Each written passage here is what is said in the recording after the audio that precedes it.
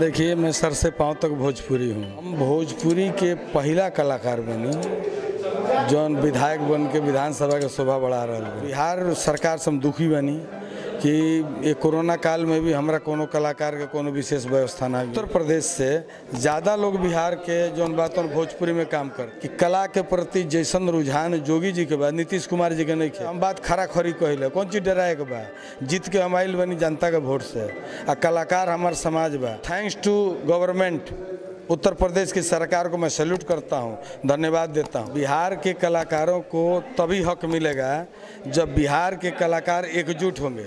बिहार के कलाकार एकजुट नहीं हैं। आज हमारे यहाँ विदेशिया नाच है।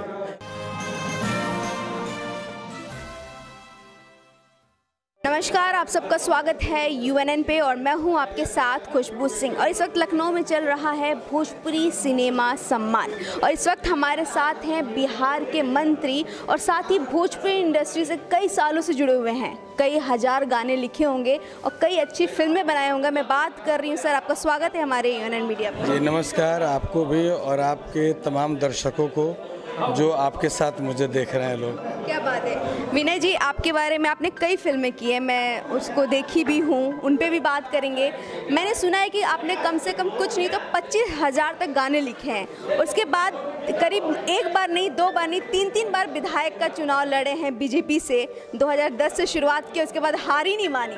मतलब एक तरफ गद्दी भी संभाल रहे हैं विधायकी की और दूसरी तरफ भोजपुरी को भी थाम रखा है।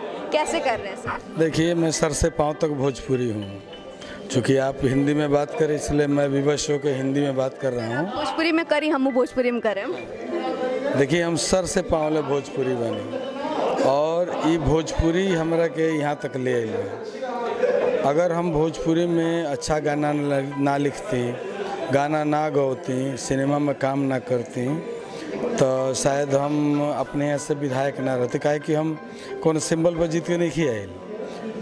हम भोजपुरी के पहला कलाकार बनी जौन विधायक बन के विधानसभा के शोभा बढ़ा रहा बनी और ओमे भी कोनो दल से ना, निर्दल। दल से जीतल अलग बात बा, लेकिन निर्दल ताय तले के जीतल नहीं खे। हम पहले खाता खोलनी, ओकरा बाद तो दल से मनोज भैया भेलों, रवि भाई भेलों। तो अभी आज के टाइम में 2 सांसद, एगो विधायक हमारा खानदान में बा, हमने भोजपुरिया खानदान में।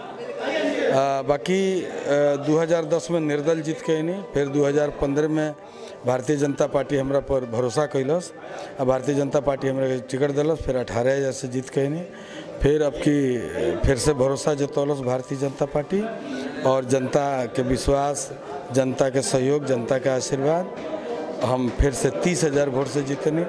तो इस सौभाग्य हमरा मिलल कि हैट्रिक लागल।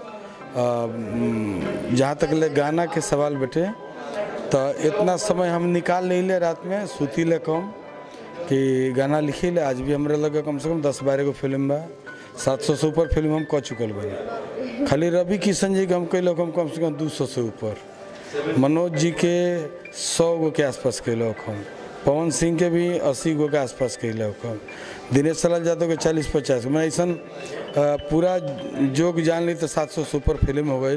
और चूँकि गाना हम 1988 से लिखत नहीं, मतलब जितना गायक लोग बटे अभी के दौर में, जीवित गायक लोग में, उनसे उनमें एगो छैला बिहारी हमरा सॉन्ग के बना 1988 में करो कैसेट आई रहे HMV से, हमार कैसेट आई रहे SM सीरीज से। और 1992 से हम टी सीरीज बनी। 1992 से ही मनोज जी के साथ मिलल। मनोज जी के बहुत गाना, बहुत एल्बम लिखनी। ओकर बाद 1995 में गुलशन कुमार जी हमरा के लेके आ गनी बम्बे और तब से हम जौन बात रुका नहीं और बस आप बढ़ते रहे। एक तरफ होता है ना राजनीति को लेकर, एक तरफ हमारी इंडस्ट्री को लेकर आप बढ़ते रहे। देखिए, ईमानदारी से कोई काम कइल जाए तो कोनो काम मुश्किल नहीं है। मन में लगन होके के चाहिए, मन में ईमानदारी होके के चाहिए। अगर दोनों चीज़ बाटे तो आदमी बहुत तरह के काम कर सकेला। क्या बात है सर। रउआ देखा तनी कि एजा यूपी में कई गो फिल्म के शूटिंग चलता। एजा आज अवार्ड सेरेमनी बा और कई गो स्टार, कई गो प्रोड्यूसर, ज़्यादातर एजा प्रोड्यूसर बावे, ज़्यादातर एजा प्रोड्यूसर लोग बा, रउआ खुदे देखनी है। लेकिन ऐसन काम बिहार में काहे नहीं किया, जबकि सारा फिल्में भोजपुरी में बनता। सबसे ज़्यादा हमारे दर्शक बिहार में बावे, तब वो एजा शूटिंग काहे नहीं किया, सब्सिडी काहे नहीं के मिलत। अब देखिए, बहुत लोग हमरा से कहेला कि 243 गो विधायक में एगो कलाकार बा, कला संस्कृति मंत्री काहे ना बनल। तब एक जवाब तो हम नहीं दे सकीले, लेकिन ये जरूर कहब हम कि उत्तर प्रदेश के सरकार जितना गंभीर बाटे उतना हमार सरकार गंभीर नहीं है। हमार सरकार जोन बटे, जब उत्तर प्रदेश सरकार ऐसा व्यवस्था बनौलस तो हमरो सरकार के बनावे के चाहिए। बार बार हम कला संस्कृति मंत्री जी से कहिले, लेकिन कला संस्कृति मंत्री हम खुदे रहल बनी। वो समय में वह एगो राजगीर में स्टूडियो के घोषणा भइल, कुछ काम हम चलता, लेकिन जौना गति से काम चलता वो गति में हम संतुष्ट नहीं थी। काहे कि 5-6 साल से बनता, कहा जाना कब बन के पूरा हुई और कब शूटिंग हुई। तो बिहार में जौन बटे तो वो व्यवस्था नहीं है, चाहे हो सकला पैसा का कमी होके जौन उत्तर प्रदेश में नहीं है।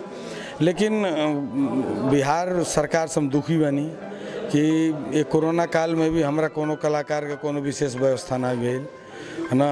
राशन पानी मिलल तो भारत सरकार दिलस। बिहार सरकार बिहार के जौन भी कलाकार बड़सन जौन भूख से तड़पत रहलस ओकनी पर कोनो विशेष ध्यान ना भइल।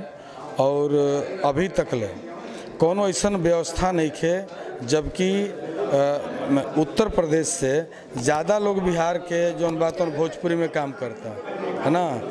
आज उत्तर प्रदेश के एगो बात कितना बढ़िया लागल है कि रुआ फिल्म के शूटिंग करे के बावे उत्तर प्रदेश में, कलाकार हीरो हीरोइन से उत्तर प्रदेश में है ना, और बढ़िया। हाँ जी, हाँ न बढ़िया बात बा। हम ऐसे खुश बनी कि भोजपुरी कोनो माध्यम से आगे बढ़े, और उत्तर प्रदेश के सरकार उत्तर प्रदेश के कलाकार के बारे में ना सोची तो काहे सोचे बिहार की सरकार बिहार के कलाकार के बारे में। बिहार के कलाकार के बारे में नीतीश कुमार सोचस, नीतीश कुमार के सोचे के चाहिए। माननीय मंत्री जौन बाड़न तो उ ना सोची हैं तो जोगी जी काहे सोची हैं, है ना। लेकिन हम जहाँ तक ले जानते नहीं कि कला के प्रति जैसन रुझान जोगी जी के बाद नीतीश कुमार जी के नहीं है। वहाँ के इंजीनियर हैं, वहाँ के माथा इंजीनियरिंग में ज़्यादा लगल है। यही से हम बात खरा खरी कहले, कौन चीज़ डराए के बा, जीत के हम आइल बनी जनता के वोट से। आ कलाकार हमार समाज बा, हम आँखी से देखत नहीं तो कहे से कहे जाए कि कलाकार के का स्थिति बटे। आज सबकर पॉकेट में पैसा बा, बम्बई के रूम के भाड़ा भरे के हैं। जौना बम्बई में 80 रुपये घंटा बिकाला, तौना बम्बई में जौन गरीब कलाकार बा उका रही जाके। तो अब भोजपुरी में भाषा के जब असम सूची में शामिल कर जाई और बिहार में भी भोजपुरी के सेंसर बोर्ड लगी तो अश्लीलता भी कम हुई और कलाकार के काम मिली। और जैसे उत्तर प्रदेश सरकार शुरू कैले बा वैसे बिहार सरकार भी करी तो बिहार के जौन कलाकार, जैसे हम कहनी है कि आज भी भोजपुरी फिल्म में जितना कलाकार बिहार के काम करेला ओकरा आधा भी आज उत्तर प्रदेश के कलाकार भोजपुरी में नहीं है। लेकिन thanks two government Uttar Pradesh की सरकार को मैं सैल्यूट करता हूँ, धन्यवाद देता हूँ कि जोगी जी की सरकार ने जो पहल की है और जिस तरह से व्यवस्था किया गया है और जिस तरह से उत्तर प्रदेश को सजाया गया है, पहले से भी सजा हुआ है उत्तर प्रदेश। और यहाँ भोजपुरी फिल्मों क्या हिंदी फिल्मों की शूटिंग हो रही है, लेकिन मैं भोजपुरी फिल्मों की बात करूँगा। जितना भोजपुरी फिल्म के शूटिंग उत्तर प्रदेश में होता ओकर 5% शूटिंग भी बिहार में नहीं। 5 गो पुलिस मांगा जाए तो दरोगा भगा दी। अगर भीड़ कंट्रोल करे खातिर बिहार में 5 गो पुलिस मांगा जाए तो दरोगा भगा दी, एसपी भगा दी, पुलिस नहीं है। पुलिस कौन कौन काम करी? पुलिस दारू जांच करी कि पुलिस यातायात मोटरसाइकिल जांच करी, गाड़ी घोड़ा। दारू बंद हुआ सर? कहाँ दारू बंद हुआ? दारू बंद होता तो लोग पी के मरता है।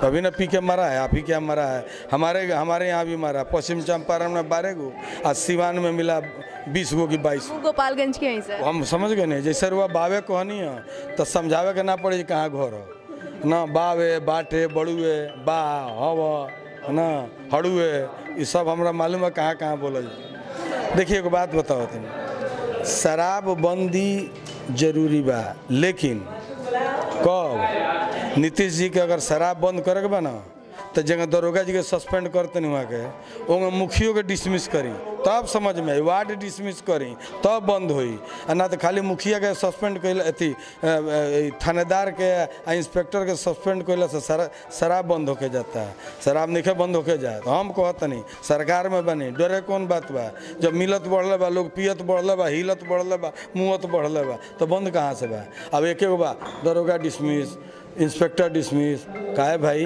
कार्यपालिका काहे खाए लात खाई। अब विधायिका में जो भी माननीय है, जैसे हमारे कहने का मतलब है गांव का मुखिया है, उसको नहीं मालूम है कहाँ कहाँ शराब बिकता है। वार्ड है, अगर मुखिया को नहीं भी मालूम है तो ऐसा कोई वार्ड नहीं है, वार्ड सदस्य। ये भी सर चुनाव हुआ भी है और हो भी रहा है, और मुझे लग रहा है इसी के दम पे हो रहा है। नहीं देखिए सुनने में तो यही आ रहा है कि यहाँ शराब पकड़े गए, वहाँ पकड़े गए। शराब पकड़ी जाएगी, शराब पकड़ी जा रही है, तो जो सामान बनेगा वो मिलेगा ही, पीने वाला पकड़ाएगा ही। मेरा कहने का मतलब है कि अगर सही मायने में शराब को बिहार में बंदी करना है तो उसमें कार्यपालिका के साथ साथ विधायिका को भी शामिल करना पड़ेगा।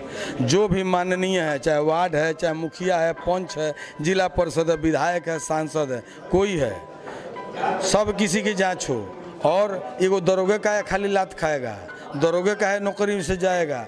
जो वार्ड हैं, जिस वार्ड में दारू मिले उस वार्ड के सदस्य को भी डिसमिस करिए, दूसरा आदमी वार्ड सदस्य बनेगा। जैसे आप दरोगा इंस्पेक्टर को डिसमिस करते हैं, ऐसे नहीं बंद होने वाला है। हमारे यहाँ पुलिस की कमी है। एक दिल्ली में 1 लाख पुलिस है, अब पूरे बिहार में 90,000 पुलिस है। वही पुलिस जो है रात में गश्ती, दिन में गश्ती, नेताजी लोग का प्रोटोकॉल, वहीं वाहन चेक इन करेगा, वहीं जो है शराब चेक इन करेगा। भाई एगो पुलिस क्या क्या करेगी, क्या क्या काम करेगी पुलिस, ये यहाँ सोच नहीं है। बस अपना कॉलर खड़ा करने के लिए दरोगा suspend, inspector suspend, house suspend. अरे विधायक को भी सस्पेंड करिए, जिला परिषद को सस्पेंड करिए, सबको सस्पेंड करिए ना। अरे छोड़िए ना, कम से कम वार्ड है, जिस वार्ड में दारू बिक रहा है उस वार्ड सदस्य से भी बात करिए, उसको भी रखिए उसमें, तब ना पता चलेगा। सर मैं चाहूँगी कि वीडियो ज़रूर वो लोग देखें और शायद इस पर शायद वर्क हो। वापस आते हैं कलाकारों पे, तो उम्मीद है कि बिहार के कलाकारों को हक मिलेगा बिहार में। देखिए बिहार के कलाकारों को तभी हक मिलेगा जब बिहार के कलाकार एकजुट होंगे। बिहार के कलाकार एकजुट नहीं हैं। आज हमारे यहाँ विदेशिया नाच है, ये कोरोना में जितने नाच में नाचने वाले नचनिया, जितना सारा ये बैंड वाला है, ये सब भूखा मरा है, कर्जा खाया है, लोगों से भीख मांगा। सोहनी कोड़, कलाकार से सोहनी कोड़ नहीं होता है, उसको सोहनी कोड़ नहीं किया है। सरकार धन्यवाद देते हैं नरेंद्र मोदी जी को कि फ्री का राशन दे दिए, कि कम से कम खिचड़ी खा करके जान बचाया है। कहते नहीं कि एकजुट होके पड़ी, वो क्या तेर हुए नहीं बताई। देखिए समय जो है ना वो सबको एकजुट कर देता है। एकजुट करे का मतलब है कि जो भी कलाकार बने वो सब कलाकार लोग इकट्ठा होकर एगो संघ बनावे, संघ बना के है ना सरकार के सामने बात रखे। हम बानी विधानसभा में ओकर अगुवाई करे खातिर, लेकिन कोनो कलाकार कोनो कष्ट सही ना तो व्यक्तिगत रूप से बात करी, 2 लाइन लिखे के हिम्मत नहीं के जुटावत। तो जब तक लिखी ना, हम कहते नहीं बच्चा जौन बा रोएला ना तो माइयो दूध ना पिया। तो कुछ चीज़ ऐसा बटे जना में सब कलाकार लोग के सामने आवे के पड़ी। कुछ कलाकार लोग के एगो संघ बना के अपन बात रखे के पड़ी। सरकार के सामने बात नहीं रखल जाई तो सरकार के समझ में ना आई कि कलाकार को असली तकलीफ का बा। बात तो सही है। और देखिए हमरा लगा था कि शुरुआत हो जाएगी। बढ़हन कलाकार जौन बा एगो फिल्म करी 2 साल खाई, लेकिन जौन कलाकार नाच में नाचता, बैंड पार्टी में बैंड बजावता है ना, उ कलाकार के माने ये 2 साल के कोरोना में जौन गत दुर्गत भइल बा, वो कलाकार के दिल जानता, भगवान जानता। एगो लाइन कहता नहीं, थैंक्स टू नरेंद्र मोदी। नरेंद्र मोदी को दिल से धन्यवाद है कि कम से कम राशन, इस आफत में राशन दिया गया और उस राशन के से लोग जीवित रहे। क्या बात है सर, थैंक यू सो मच हमसे बात करने के लिए। जी प्रणाम।